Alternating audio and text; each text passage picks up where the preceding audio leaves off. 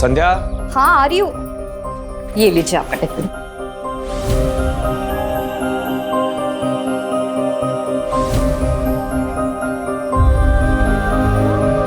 संध्या, इस घर में अकेली रह लोगी? ये शहर, ये जगह तुम्हारे लिए बिल्कुल नहीं है। शादी के पूरे 3 साल बाद मुझे अपना कहने को घर और संसार मिला है। आप यहाँ अकेले थे, वहाँ मायके में मैं अकेली थी। अब जाके हमारा अपना घर संसार शुरू हो रहा है। आप देखिएगा, मैं इस घर को ना बड़ी अच्छे से सजाऊंगी। फिलहाल तो ये घर किराए का है, लेकिन बहुत जल्दी अपना घर होगा। जैसा भी होगा, है तो अपना ही घर ना। अच्छा सुनो, ऑफिस के लिए लेट हो गई, चलता हूँ। अच्छा, अपना ख्याल रखना। आप भी। बाय। बाय।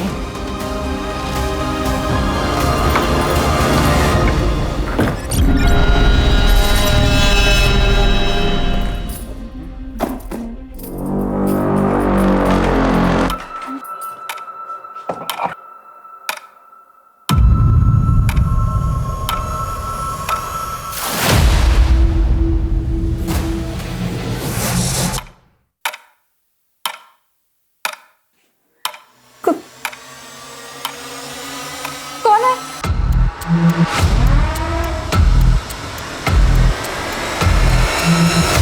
कौन है?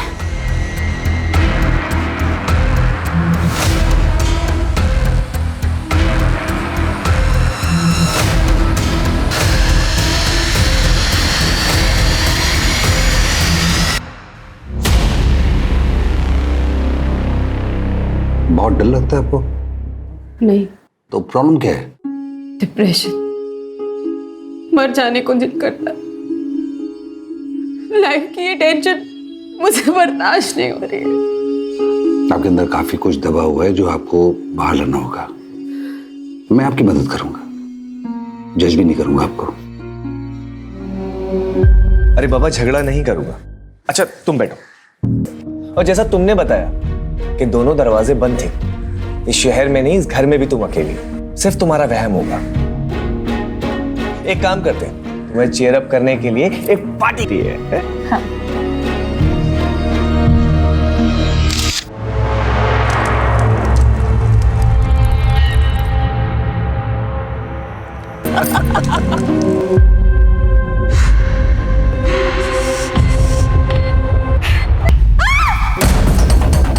संध्या, क्या हुआ?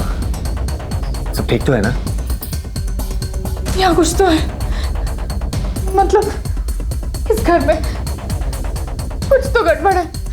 मुझे बहुत डर लग रहा है। ये सब तुम्हारा वहम है, कुछ भी नहीं है। देखो। नहीं नहीं, कुछ है यहाँ पे, कुछ तो है। अच्छा अच्छा ठीक है, मैं हूं ना तुम्हारे पास। तुम सो जाओ, सो जाओ।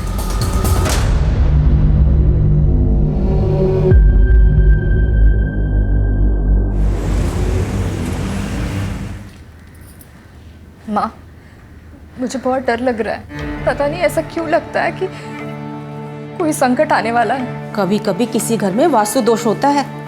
किसी पंडित को बुलवाकर वास्तु शांति की पूजा पाठ करवा लो, सब ठीक हो जाएगा। पर इनका ऐसी बातों पर विश्वास ही नहीं है। अरे पति लोगों की बातों को इतनी गंभीरता से नहीं लेते, बस उनकी हाँ में हाँ मिलाती रहो और करो वही जो तुम करना चाहती हो।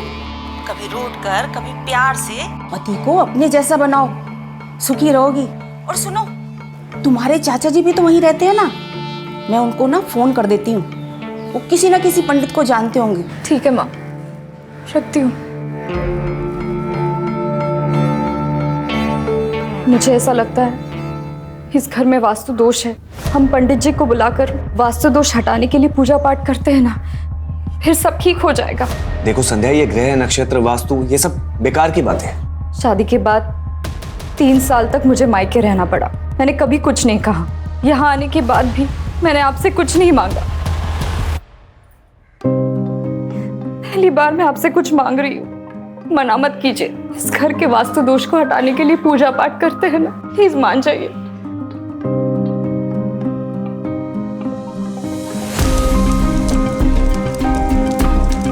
ओम भू स्वाहा तत्सवितुर्वरेण्यं भवे सर्वार्थ साधिके शरण।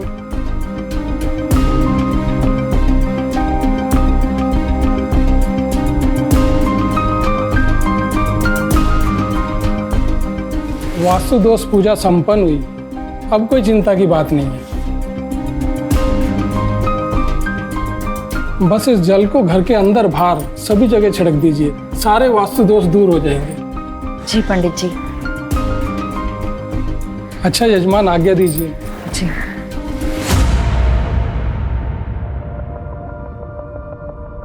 सुनिए, ये आपका टिफिन। संध्या, लेट हो रहा ऑलरेडी।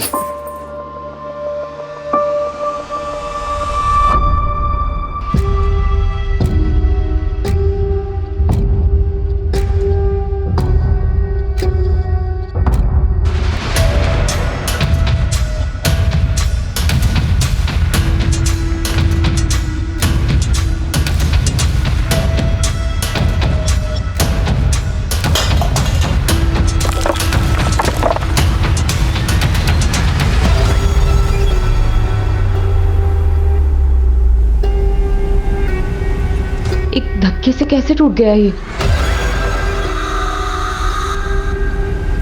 हेलो, मैं संध्या बोल रही हूँ। यहाँ कोई मिस्त्री है क्या? हाँ, वो तंदूर ठीक कराना था।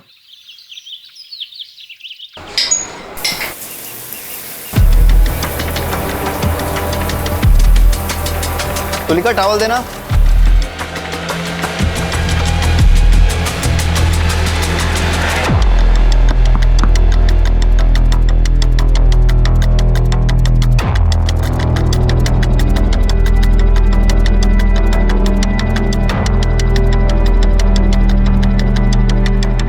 तुलिका, जब तक मैं घर वापस नहीं आता दरवाजा बिल्कुल मत खोलना।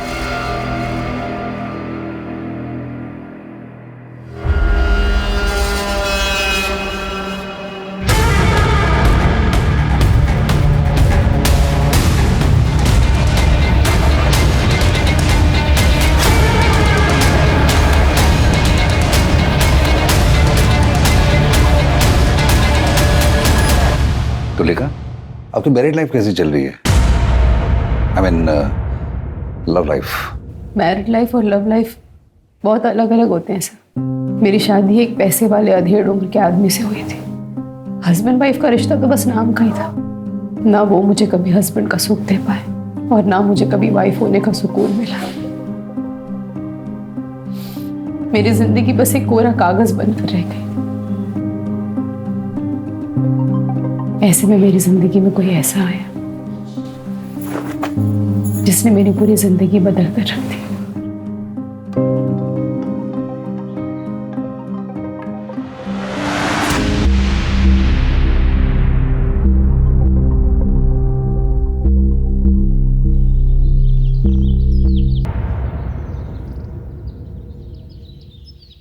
ऐसे क्या देख रहे हो?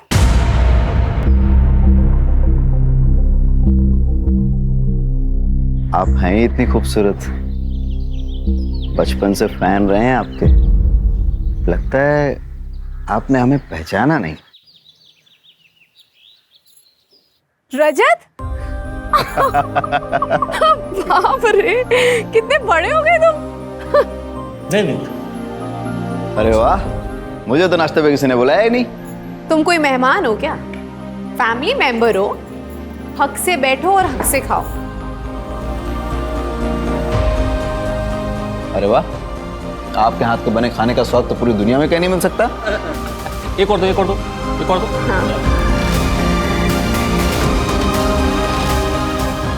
मुझे प्यार की जरूरत थी। मैं प्यार को एक्सपीरियंस करना चाहती हूँ, पर पता नहीं था मुझे कि वो प्यार मुझे एक ऐसे रिश्ते से मिलेगा जिसे पाप समझा जाता है। मैडम, इसकी तो बहुत ज्यादा हालत खराब हो चुकी है। अगर इसको रिपेयरिंग करूंगा ना तो धड़धड़ा के गिर जाएगा। इससे बढ़िया है कि नया बना के दे दूं आपको। भैया, आपको जो करना है जल्दी कीजिए, शाम तक तैयार हो जाना चाहिए। हो जाएगा मैम साहब।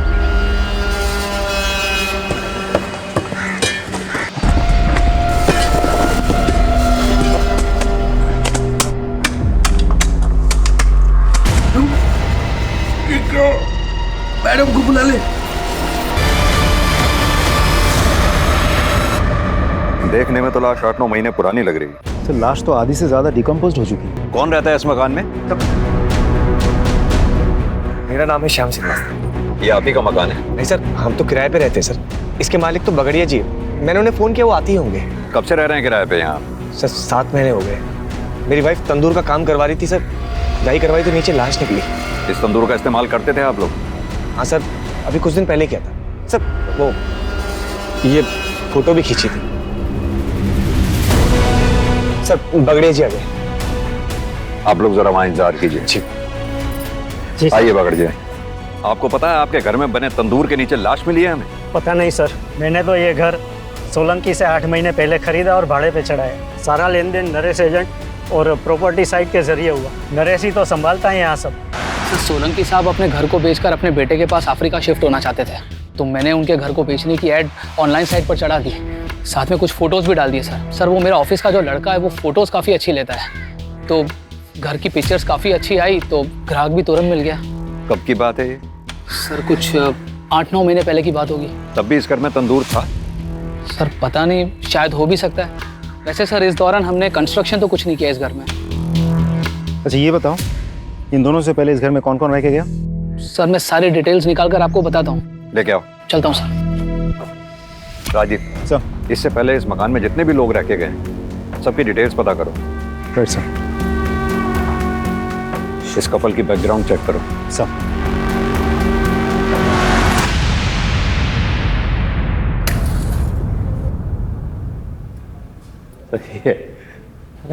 अरे वाह, शादी के 3 साल होने के बाद भी इतना प्यार कैसे कर लेते हैं? अरे भाई करना ही पड़ता है। पत्नी से प्यार नहीं करेंगे तो घर गृहस्थी का पंचनामा बनवाना है क्या? और इनसे प्यार करने के अलावा हमारे पास कोई और रास्ता है क्या? अरे भाई जरा संभल के। आपको पता है ना, आप हमारी मासी के बारे में बात कर रहे हैं। चांद निकल आया। हाँ चलो चांद निकल आया। आओ।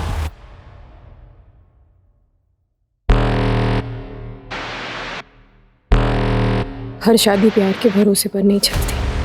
कुछ शादियाँ मजबूरी की वजह से चलती रहती हैं। अगर आपकी शादी में सब कुछ ठीक ठाक था तो ऐसी कौन सी मजबूरी थी जो आपको परेशान कर रही थी? मजबूरी नहीं सर, ज़रूरत। मेरे पति का पहला और आखिरी प्यार उनका बिजनेस और पैसा ही है। मेरी ज़रूरतों का तो उन्होंने कभी ख्याल ही नहीं रखा। अपनी इच्छाओं को दबाने के लिए रोज रात को ठंडे पानी से नहाना पड़ता था सर। और ऐसे ही एक रात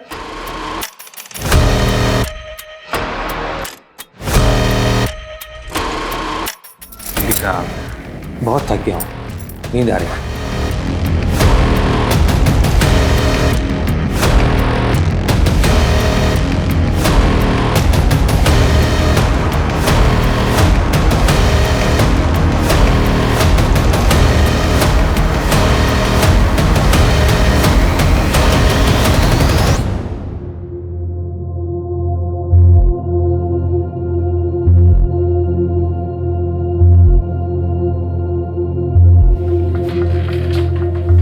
सुनिए,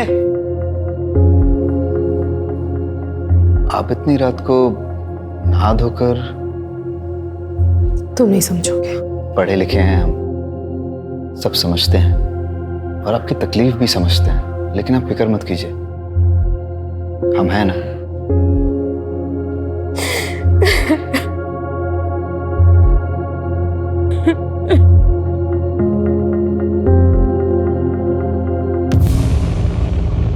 सर, पोस्टमार्टम और फॉरेंसिक रिपोर्ट आ गई है। आपका शक सही था, लाश लड़की की ही है। मौत करीब 7 से 8 महीने पहले हुई है। उस दौरान किसी लड़की की मिसिंग कंप्लेंट आई थी क्या? एक औरत ने मिसिंग कंप्लेंट लिखवाई थी सर, लेकिन सर वो औरत कुछ दिनों के बाद वापस आई और मिसिंग कंप्लेंट वापस ले लिया। मिसिंग कंप्लेंट की किसने थी? सर उसका नाम तबस्सुम जहां है। और मिसिंग कौन हुआ था? सर तबस्सुम जहां की भांजी, उसका नाम गजरा है। ये तबस्सुम का पता निकालो और उसे पूछताछ करो। लेकिन सर जो तबस्सुम जहां का एड्रेस है वो रेड लाइट एरिया का है सर। साहब उस घर में ना कुछ बाराती रुके हुए थे, नाच गाने की फरमाइश थी, तो मैंने अपनी एक लड़की गजरा को वहाँ भेज दिया, पर वो वापस आई ही नहीं। तो फिर मैंने पुलिस थाने जाकर रिपोर्ट लिखवा दी। फिर वो दूसरे दिन ही वापस आ गई, पूरा बाटली मार के बेवड़ी पड़ी थी। फिर जैसे ही उसको होश आया तो वो घर पे आ गई। फिर मैंने भी थाने जाके रिपोर्ट वापस ले ली। गजरा है कहाँ, बुलाइए। उसे टीबी हो गया था ना साहब, तो नाच गाना छोड़ के वो अपने गांव चली गई। उसका फ़ोन नंबर दीजिए। नंबर था साहब, लेकिन मोबाइल मैंने दिया था ना उसको, तो जाते समय वो मोबाइल दे के गई। ठीक है, तो पुराना वाला नंबर दे दीजिए। सर वो तो मैंने बेच दिया मोबाइल। घर का पता तो होगा, वो दे दीजिए। मेरे पास नहीं है साहब। राजीव, दाल में कुछ काला है, गजरा को ढूंढो पहले तो। और हाँ, इस तबस्सुम की भी डिटेल्स निकलवाओ। सर वो लाश वाले घर में जो लोग भी रहते थे उन सभी की इंफॉर्मेशन निकाली है सर मैंने। सर सबसे पहले उस घर में किराएदार के तौर पर ये रजत जी और उसकी विधवा बहन तन्वी आई थी सर। उसके बाद ये घर हमने बगाड़िया जी को बेच दिया सर। और सर कुछ समय के लिए हमने पवन कौल साहब को भी ये घर किराए पे दिया था सर। उसके बाद हाँ, ये जोशी जी के बेटे की शादी थी सर, तो उसके काफ़ी सारे दोस्त आए थे यहाँ पर। रजत और उसकी बहन की डिटेल्स? सर एक्चुअली वो डायरेक्ट पार्टी थी सोलंकी जी की, तो उन्हीं के पास सारी डिटेल्स होगी। लेकिन हाँ सर, मैंने हाँ रजत जी का फ़ोन नंबर निकाल लिया सर उनके पड़ोसियों से। सर मेरे बेटे के 2-3 दोस्त रुके थे उस घर में। एक तो अमेरिका में उसके साथ ही काम करता है, और दूसरा जर्मनी में है, और तीसरा शायद मुंबई में कहीं काम करता है। क्या आपको मालूम है उस दौरान आपके बेटे के दोस्तों ने रात में रेड लाइट एरिया से किसी नाचने वाली को घर बुलाया? उन्होंने तो नहीं बताया था, लेकिन हमें पता चला था सर कि वो लड़की की जो मौसी है ना, उसने जब पुलिस कंप्लेंट की तब बहुत डांटा था मैंने उसे। बाद में उन लोगों ने माफ़ी भी मांग ली थी और लड़की भी मिल गई थी। केस रफा दफा हो गया था और हमने भी बात को दबा दिया था। उन सभी बच्चों की डिटेल्स इन्हें लिखवा दीजिए। जी। अजय, क्या लगता है सर, ये केस हम सॉल्व कैसे करेंगे? लाश की शिनाख्त भी तो नहीं हो पा रही है। वही तो राजदीप, केस उलझता ही जा रहा है। ना तो हमारे हाथ में कोई ठोस सबूत है, ना ही कोई ठोस सुराग। एक काम करो, ये पवन कौल को पूछताछ के लिए बुलाओ। इनफैक्ट पवन कौल ही क्यों, इस घर से जुड़े सभी लोगों से अच्छे से पूछताछ करो। आई एम श्योर कच्चा ही सही पर एक धागा हमारे हाथ जरूर लगेगा। फिर लाश की शिनाख्त भी होगी और कातिल भी पकड़ा जाएगा।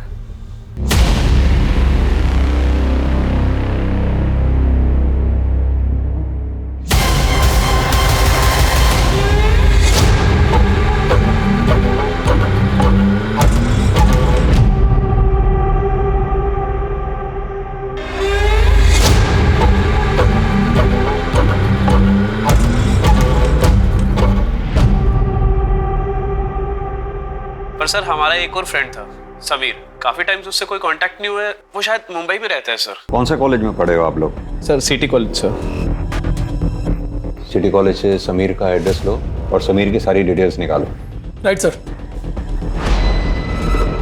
फंक्शन के दौरान जिस घर में तुम्हारे दोस्त रुके थे, उस घर में बने तंदूर के बारे में कुछ जानते हो? नहीं सर, हम तो ऑल द टाइम हॉल में ही थे, वहां जाने की कोई नीड ही नहीं पड़ी सर हमें। जरूरत पड़ी तो फिर बात करेंगे तुम्हारे साथ। सर शाम के बारे में सारी इन्फॉर्मेशन निकाल ली।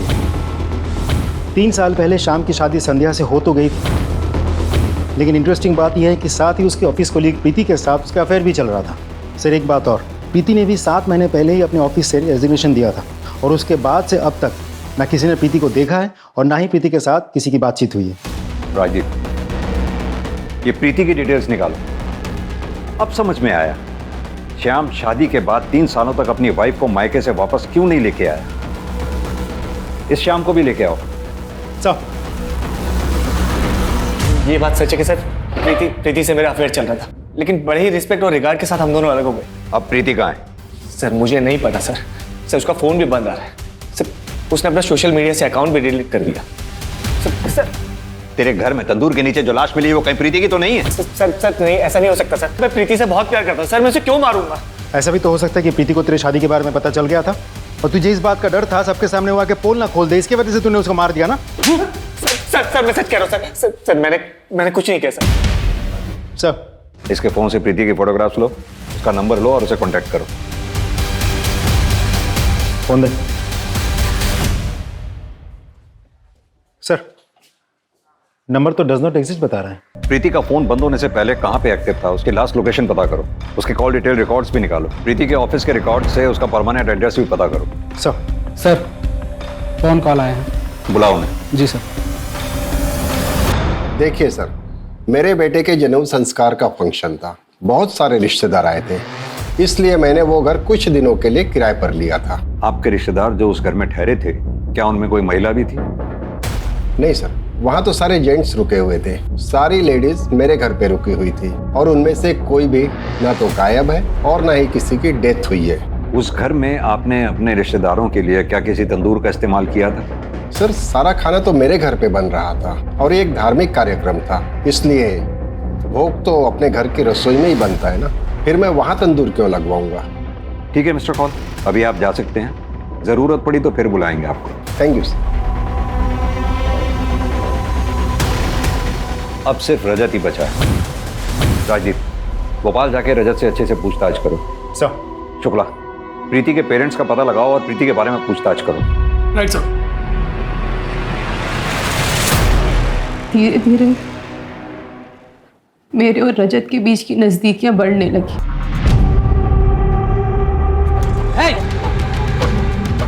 क्या करो तुम लोग? हैं? मेरे घर में तू साला उन्होंने मुझे बहुत मारा पीटा, बहुत। प्रीति ने तो हम सबसे ही रिश्ता तोड़ दिया है। हम नहीं चाहते थे कि वो अकेले इंदौर जाए और वहां जाकर नौकरी करे, पर उसके तो शुरू से ही बड़े बड़े सपने थे।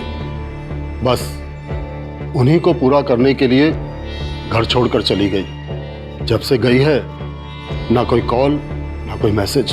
देखिए, हमें एक लाश मिली। बॉडी की शिनाख्त के लिए हमें आप दोनों लोगों के डीएनए सैंपल की जरूरत है।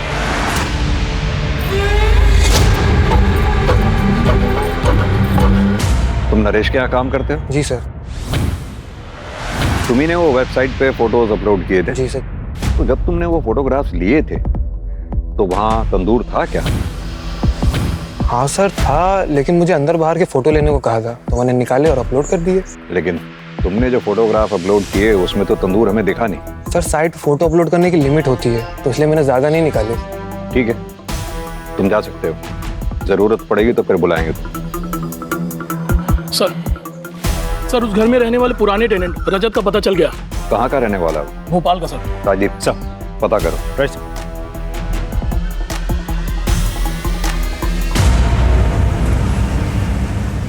हाँ सर, हम वहीं पे रहते थे अपनी बहन के साथ। आपका नाम? तन्वी।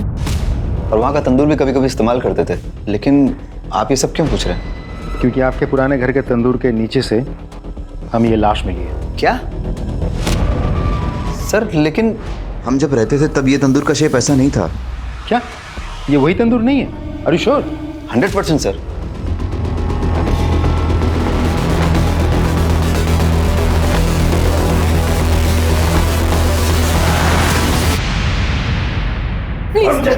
रजत ने राजदीप को बताया कि उसने पिक में जिस तंदूर की फोटोग्राफ देखी वो वैसी नहीं है जैसी उसने उस घर में देखी थी। यानी कि ये जो कुछ भी घटना घटी है वो रजत के मकान छोड़ने के बाद घटी है। उस एरिया के आसपास जितनी भी बिल्डिंग मटेरियल शॉप्स हैं वहां पता करो कि पिछले 7-8 महीनों में ये हमारी सस्पेक्ट्स लिस्ट में से क्या कोई ऐसा है जिसने तंदूर बनाने जैसा सामान, सरिया, चूना, सीमेंट इत्यादि, और सबसे इंपॉर्टेंट जीटी ब्रांड की ईंटें जो हमें मौकाए वारदात से मिली थी, खरीदी हैं। हर एरिया में एक वॉचमैन होता है। वॉचमैन को पता होता है उस एरिया की एक्टिविटीज के बारे में। इस एरिया के वॉचमैन से बात करो, देखते हैं क्या बताता है।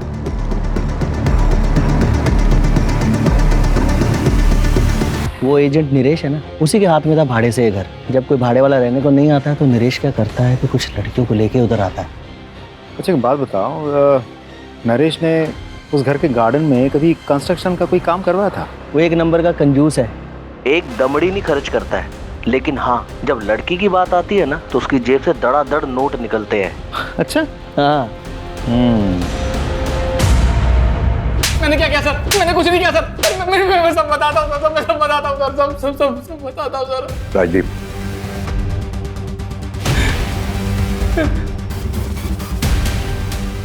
बता। सर मैं मानता हूँ कि मैं रंगीन मिजाज का इंसान हूँ, अय्याशबाज हूँ। उस घर में मैं लड़की लेकर आता था पैसे देकर एंजॉय करने के लिए, लेकिन सर मैंने किसी का मर्डर नहीं किया सर। मैंने सच्ची में किसी का मर्डर नहीं किया सर। ये भी तो हो सकता है तूने किसी को अय्याशी के लिए बुलाया हो, किसी बात पे अनबन हो गई हो, तुझे गुस्सा आया, तूने उसे मार दिया, गाड़ दिया वहां पर, अब हमारे सामने शराफत का नाटक कर रहा है। नहीं सर।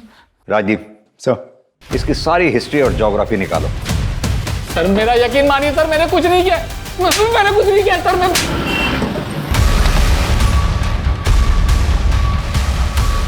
सर यही है GT2 का सप्लायर।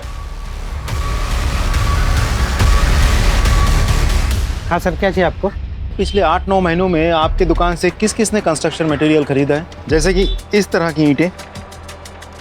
सर हमारे पास हर खरीद का रिकॉर्ड रहता है, मैं जितने जल्दी हो सके आपको सब डिटेल पहुंचा दूंगा। ठीक, thank you. Sir forensic report आ गई है सर। सर डेड बॉडी की उंगलियों में कुछ बाल फंसे हुए थे सर, लेकिन उन बालों का DNA डेड बॉडी के साथ मैच नहीं कर रहा सर। वो बाल जरूर उस कातिल के होंगे। एक काम करो, नाखून से मिले बालों का DNA हमारे केस से जुड़े सारे सस्पेक्ट्स के DNA से मैच करके देखो, जरूर उस कातिल के होंगे। और वो रेड लाइट एरिया वाले खबरी के बारे में कुछ पता चला? सर वो अभी मुंबई गया हुआ, आज शाम को वापस आएगा सर। ठीक है सर। बताओ अब्दुल, क्या खबर है? गजरा वापस तो नहीं आई थी, पर पता नहीं तबस्सुम सबसे कहती फिर रही थी गजरा वापस आ गई। सुनने में ये भी आया है तबस्सुम ने गजरा का सच छुपाने के लिए काफ़ी मोटी रकम ली है। हाँ साहब, ये बात सच है कि जोशी ने मुझे बहुत सारे पैसे दिए गजरा का केस वापस लेने के लिए। ये भी झूठ बुलवाया कि उसे TB हुआ है और वो वापस अपने गांव लौट गई है। ये सब उन लड़कों की वजह से हुआ है। खानदान के नाम पर कालिक पुत जाती, इसलिए हमने तबस्सुम को लाखों देकर उसका मुंह बंद करवाया। हुआ क्या था? वो बैचलर्स पार्टी के अगले दिन जब मेरा बेटा और उसके दोस्त जागे, उन्होंने देखा कि ना तो वहां पे गजरा थी और ना ही समीर था। समीर गजरा को लेकर भाग गया था सर। दोनों मेरे बेटे और उसके दोस्तों के वॉलेट और सारे वैल्यूएबल्स लेकर भाग गए थे सर। पुलिस कंप्लेंट क्यों नहीं लिख पाई थी तुम? अगर पुलिस कंप्लेंट हो जाती तो मेरे बेटे का रिश्ता नहीं टूट जाता और ग्रीन कार्ड बनने ही वाला था उसका। हमारी तो सारी मेहनत बेकार हो जाती है सर। क्या चाहते हैं आप मिस्टर जोशी? आपकी कहानी पे विश्वास करें? यह भी तो हो सकता है ना कि गजरा को आपके बेटे और उसके दोस्तों ने मिलकर मार दिया और फिर वहां गाड़ दिया हो और अपने पैसे के बल पर तबस्सुम का मुंह बंद करवा दिया। और फिर आपने कहा बच्चे विदेश चले गए, क्योंकि आप अच्छी तरह से जानते हम अपने तरीके से उन्हें इंटेरोगेट करना चाहे तो उन्हें इंडिया बुलाना मुश्किल है। क्या खूब कहानी बनाई है आपने। राजदीप सर, इनसे अपने तरीके से पूछताछ करो और इनके बेटे और उसके दोस्तों को इंडिया बुलाने की व्यवस्था करो। अब मैं इन सेशंस के लिए नहीं आ पाऊंगी। क्यों? वो मेरा पति, वो मेरी जान का दुश्मन बना हुआ है। मुझे तो लगता है जैसे वो मुझे जान से ही मार डालेगा, इसलिए आप कुछ दिन में घर से ही नहीं निकलूंगी। तो आप पुलिस की हेल्प लीजिए ना। पुलिस के पास जाऊंगी तो दुनिया भर को सब कुछ पता चल जाएगा, सब मेरा मजाक उड़ाने लगेंगे और ये सब मैं बर्दाश्त नहीं कर पाऊंगी। एक काम कीजिए, आप ये रखिए, इसमें मेरा नंबर है, अगर आपको मेरी कोई जरूरत लगे तो आप जरूर कॉल कीजिए। Thank you.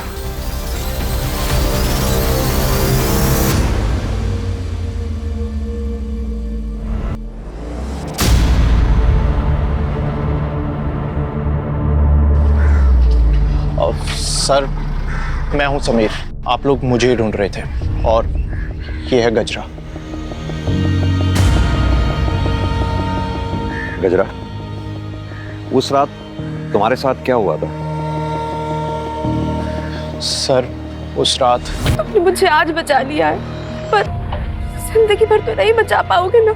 आज तुम्हें बचाया है, ऐसे हर बार बचाऊंगा। मैंने सभी से रिश्ते नाते तोड़ दिए और हमने एक नई जिंदगी की शुरुआत की। हम ये कैसे मान लें कि यही गजरा है? कोई आईडी वगैरह है आपकी?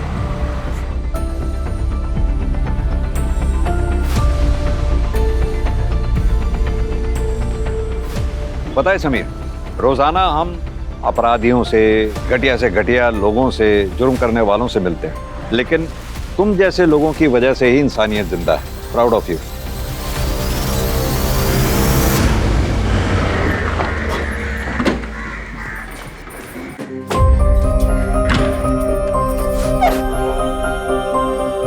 संध्या जी, आपके घर में जो लाश मिली थी वो प्रीति की नहीं है और उस लाश के साथ आपके पति का कोई कनेक्शन नहीं है। आपके पति निर्दोष है। भगवान ने मेरी सुन ली। मैं पूरे 11 नारियल की पूजा करूंगी। अब हम इस घर में नहीं रहेंगे, कहीं और जाकर रहेंगे। अच्छा हुआ कि इस मनहूस घर को छोड़ के जा रही हो। अरे श्रापित है ये घर, जो यहाँ रहने आता है सब पागल हो जाता है। चलो, देरी हो रही है। Madam excuse me, 1 minute. जी, आपने वहाँ ऐसा क्यों कहा कि इस घर में जो भी रहता है पगला जाता है? वो रजत था ना, पुराना टेनेंट, उसकी बहन तन्वी, उसका भी यही हाल हुआ था। एक दिन मार्केट में मैंने बड़बड़ाते देखा था उसको। नहीं, तन्वी, अपनी क्या हालत बना रखी है तूने? चल मेरे साथ चल। वो तन्वी थी ना, वो बहुत बड़ी डिप्रेशन में चली गई थी। मैंने उसको साइकेट्रिस्ट से मिलने का सलाह दिया था, नंबर भी दिया था। 1-2 सेशन की, उसको सुधार आने लगा था और उसके बाद छोड़ दी। ये देखिए, मुंह पे निखार भी आने लगा था। तभी टाइम का वो फोटो है ये।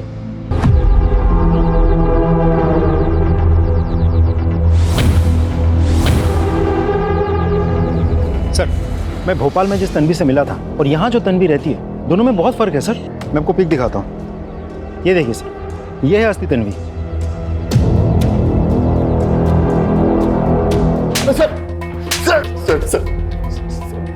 सर मैं सच कह रहा हूँ सर, मुझे नहीं पता कि तन्वी कहाँ है।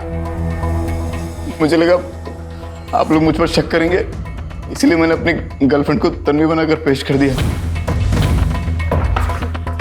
तुझे कैसे नहीं पता कि तेरी बहन तन्वी कहाँ है? बोल। सर वो हमारा झगड़ा हो गया था, उसके बाद से मैंने कोई कांटेक्ट नहीं रखा उससे। सर मैं सच कह रहा हूँ सर। कहीं ऐसा तो नहीं जिस लड़की की तेरे घर में तंदूर के नीचे लाश मिली वो तन्वी की हो, जिसे तूने मार दिया और वहां गाड़ दिया? सर भगवान की कसम खा के कह रहा हूँ सर, मैंने किसी को नहीं मारा। इसका डीएनए सैंपल लो और लाश के नाखून से जो हमें बाल मिले थे उसके डीएनए से मैच करके देखो।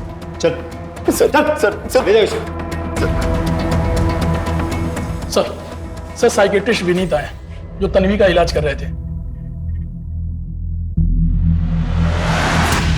सर, तन्वी का असली नाम तुलिका है और वो रजत की बहन नहीं, मौसी थी।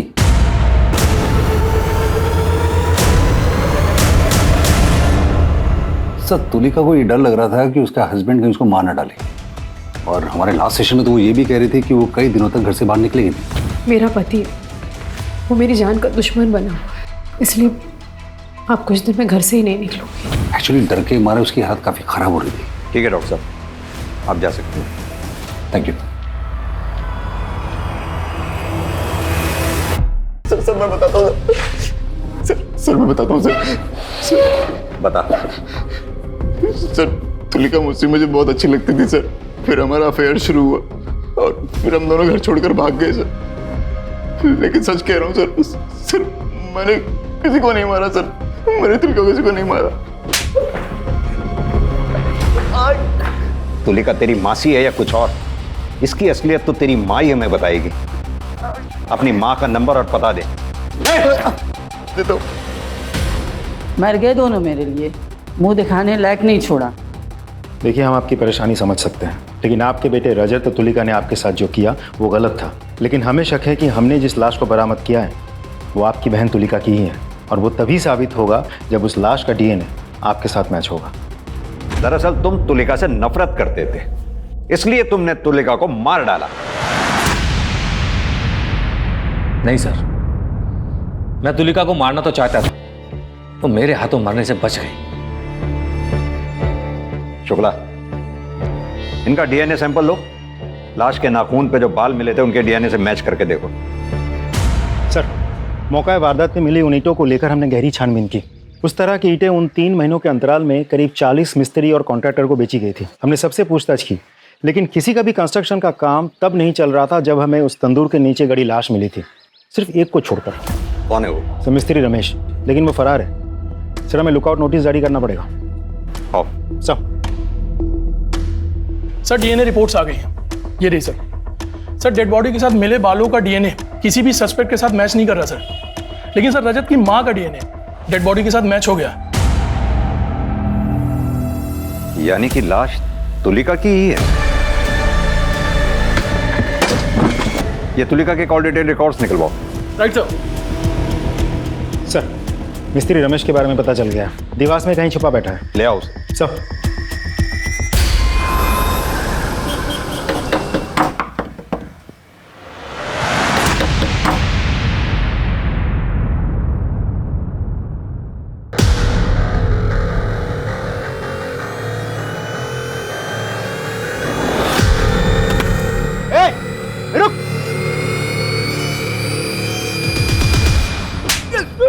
नहीं मारा साहब, किसी को नहीं मारा है। तो फिर देवास में क्यों छुप के बैठा था? बोल। जब से तंदूर के नीचे से लाश मिलने की खबर आई मैं घबरा गया था साहब। लेकिन क्यों घबरा गया था? साहब क्योंकि 4 लाश दफनती साहब, मैंने उसी पे तंदूर बना दिया था, लेकिन मैंने मारा नहीं है साहब। तूने नहीं मारा तो फिर किसने मारा? वो साहब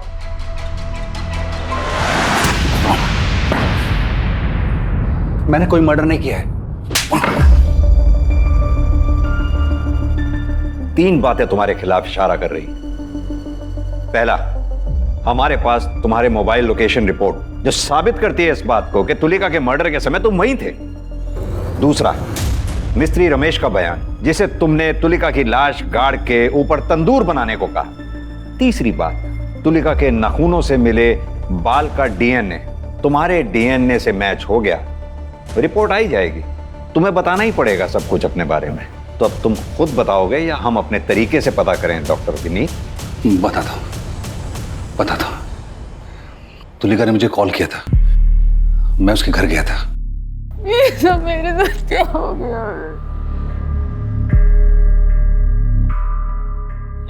चलो।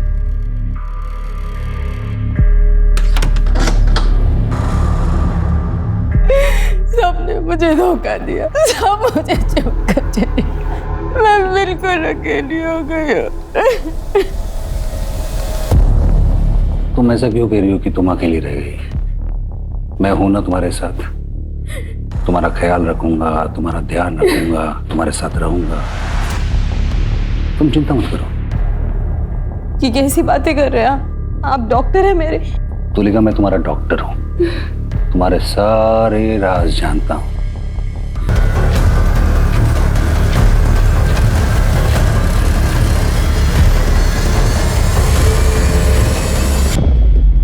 और उसके बाद मैंने फिर से एक नया तंदूर बनवा दिया। एक मरीज का अपने डॉक्टर के ऊपर भगवान से भी ज्यादा भरोसा होता है। तुमने मरीज का भरोसा ही नहीं तोड़ा, उस बेचारी तुलिका की इज्जत भी लूटने की कोशिश की, और यही नहीं, उसे जान से भी मारा। पूरी कोशिश करूंगा कि कम से कम तुम्हें फांसी की सजा जरूर मिले।